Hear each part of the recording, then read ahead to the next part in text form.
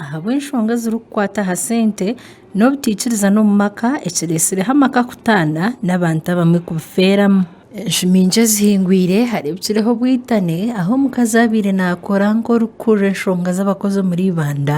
arikugambwa kuba yaatiirwe iba ekyamurigiriireho kufa. Macklin Tiwewenka, omukazi orikumanywa nka Mutesi Jolene orimuka Chris Rugari nawe akwasirwe ahabw'okumuteekateekaho kuba aisire omwana we ow'emyaka 2 y'obukuru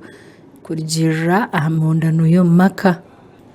Hiine n'akatambi akashohwire aha mutimbagano aho omukazi arikureebwa aine omusyo arikwenda kucumitiiba.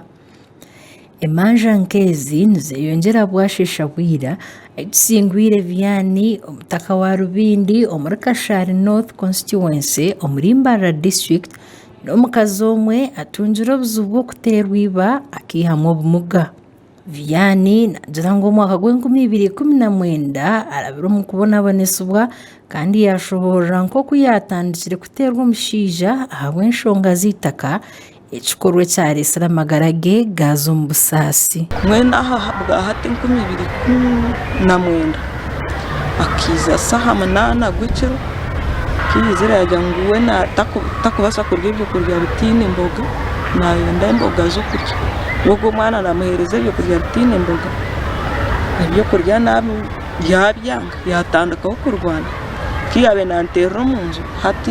angira nkaza okureeta enkoni kandi nanteeza engaro kaza kureeta enkoni ow'ekisengye nyigura nsohora. Yagira ngu ahabw'okumuteera emigyere y'omugongo n'ibondo ekamurigiriraho n'ebicweka bye bimwe okusiisikara. Twahikire omuka baaza kunyiga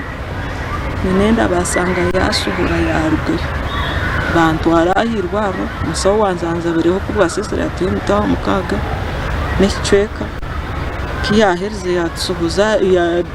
bagira ngu tabakumbaasa basindika aherese senta nayo kiyandebere yagira ngu tekumbaasa niza nakoraho ripota ya polisi nagumizamu ndikuraguza na hati n'egi saha nindaguza. Vianney yayongyera yashoborera ngu akahaba ba polisi eyamusingira aha kooti yashaziremu ngu omushaija we amugarrize. Bagira ngu bakumporereza omusango nagusinga bankiite mbona ahi naakuza n'obundi aku wakusitamaho okaguma noorikoreraho rero abaana nabo bakabona ahi bagira bati ahi bakusanga ahabw'okuba obu n'oburema butarakwite hati nikwo kundeeba mbere noogira ngu ndi omurema kwonka ekitabo ekinyine dokita nahandiika buri kimwe oburema kunkuba ngizire ki omurema. Ahabw'obuhuta obu yatungire omu migyere ei bamutiire Vianney nagira ngu takubaasa kwinama ningashi okugira eki yakiriza nari okukiriza ebintu bikuremeera. Bakagisindika yanjubire ekintu kyona eky'okukiriza takwenda nkirize tibakwenda mbyame n'omusaiza tibakwenda mbwenu ngire kwehenenga kugira ebi wakora rero amagufa gasisikire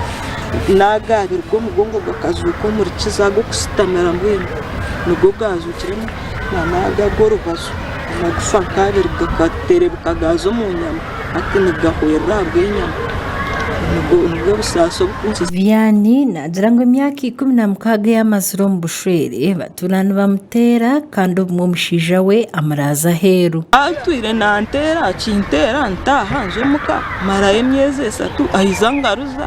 ateze ensonga zaho ati ningira n'amarwa g'okundeetera ekyo ati ningira na sitaani ntegere abazaire bagira ngu ngu mbwenu ngu mbere batugarukanisa tugaruka niko kwiza kusiega emyaka yona 16 konka tubetwire ntusuusana kuteera uburaara aheeru ugaruka omu nju mwaka okurugaho bakugira ngu abaana bakubona bona. Yashaba kooti kumuyamba akatunga akasente ak'okumuyamba okutunga obujanjabi. Ronald Chamadidi nagira ngu tihabiireho kushomesana na munonga abantu okwenda kwingana kandi n'amasimu geeyongiire kushiisha amaka. Ekireesero rw'omuhundano n'okwitana omu maka nooreeba African society karuku yabiire eri hariho ebintu eby'abakazi be batakora n'abashaija be batakora kandi kutwagiire omwenkanankano ogu purezidenti yatutiiremu abantu bashomesebwa gye kumanya rights zaabo nooreeba turi omu social media age aho orikushanga omuntu aine esimu napostinga ekyakwenda nakora ekyakwenda mwana mureeba nkaheera aho amasimu gabiire amasimu oshanga omuntu ateekire ari ya TikTok oshanga omuntu ateekire ariyo nareeba ka film. Shanga Elia Omor Kansara wa Katete Church of Uganda Karium Fathers Union yasaba abantu kwetegereza ekibarumu kandi betisizane babone kugira amaka marungi kabayeza ne kansa nsasa munongo konko bwenye bunkuba kumanya nenje cyakutira umushe icyo kintu kandi ukamango y'umuntu warahanga uwo yine n'umugenzi wawe tukikwita abana ukwita ko no bite munongo wagishwasho yari nabo ningarisheho obushere bwitu ubumere butyo abo butekereza ndababanda no mukutasiana twakamache bagiyemo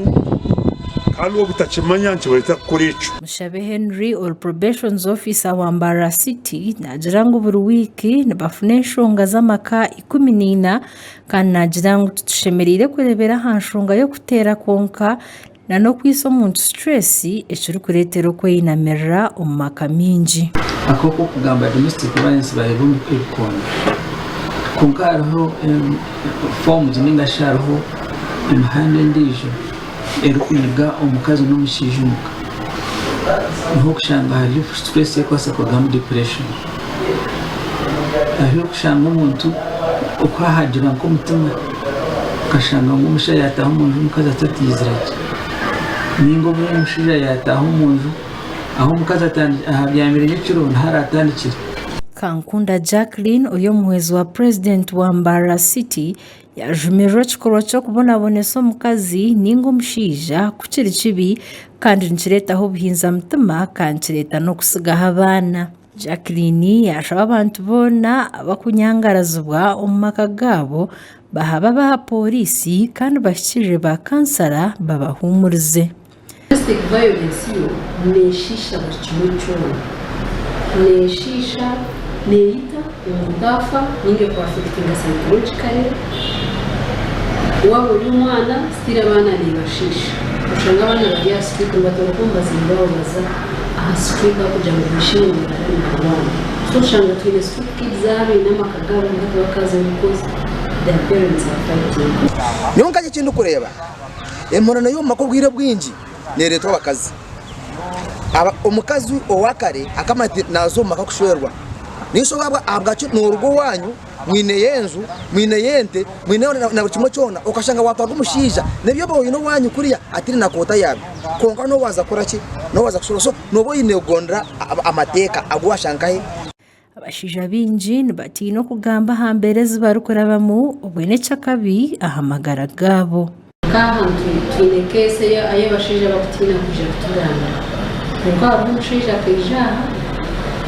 ntabwo mu division yanjye yije yanganga amazima kandi namurebe ngashaka n'umukazi akamutera amazi akayimba ikitana zone umukazi akamutera kuko umukazi yaba kandi we yabanza kumutera so umukazi yatoreka ngo abinse tukisya ubuciye amano y'umwanya yatsinda kadete umukazi yakurukutira nawe atuyera abiri bana kumenya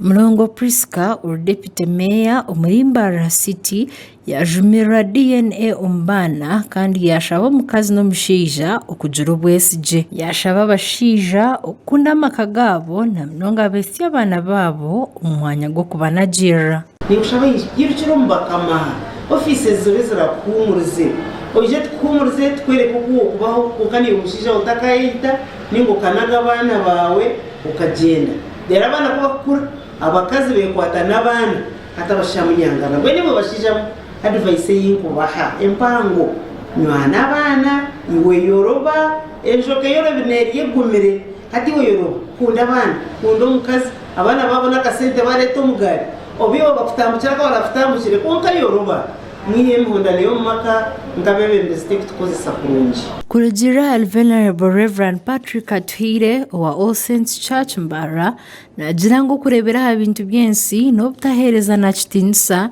na bamwe tubakweshengereza ekiciresereho buremezo maka Venerable Reverend Patrick yashobora ngo kutana tugwo mubazi kureka abantu kuhikana bahereza bedini bakore by'emitima yabo nico kiraretere amakagabo kutebekana abamwe nibatekateka ngo umuntu bari kubura ubusinjo mu maka atane na mutahe ngo aje ubusinjo azitwe kikanisa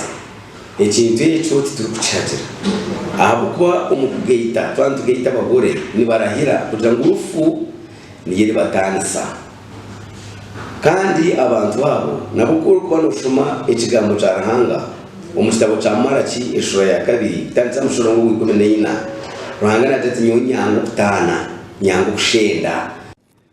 Reverend Apofia Tukahirwa twino mugisha owakatete Church of Uganda yajumirwe kikorwa ky'emihondano y'omumaka kandi yahiga abantu okwegita abina by'amaramizo. Kanisa tukataho ebibiina ebirikubasa kureetera abantu abakazi n'abashaija kuguma omu maka niborora gye abaana baabo nibatiina Ruhanga. Ebibiina ebyo birimu Fathers Union, birimu Mothers Union, birimu Christian Women Fellowship. So ebibiina ebyo kuba twerundiine hamwe oshanga turiyo ntwegesana ntwezirikisana. Arinitwe Juliet wakatete Church of Uganda yasha abantu kutamwa amaani omu maka gaabo bareke kwebaganisamu. Abantu twongere okutama amaani omu maka gaitu leero n'okugakuza gye leero tukabasanya ensya kugira abaana abahikire kandi abaana barikuhurira kandi abaana barikutiina. Amakuru agagasha kwa Susan Arino Mukisa na Olivia Kamsime abwa Tayali West Omurimbar.